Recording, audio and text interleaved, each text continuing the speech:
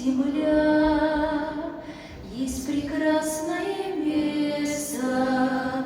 Мы сегодня, друзья, здесь поем Богу песни. Здесь когда-то Христос проповедовал слово.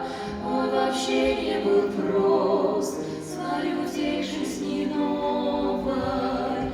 Здесь когда-то Христос проповедовал слово.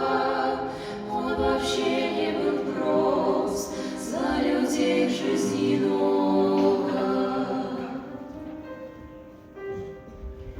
У реки Иордан ощутили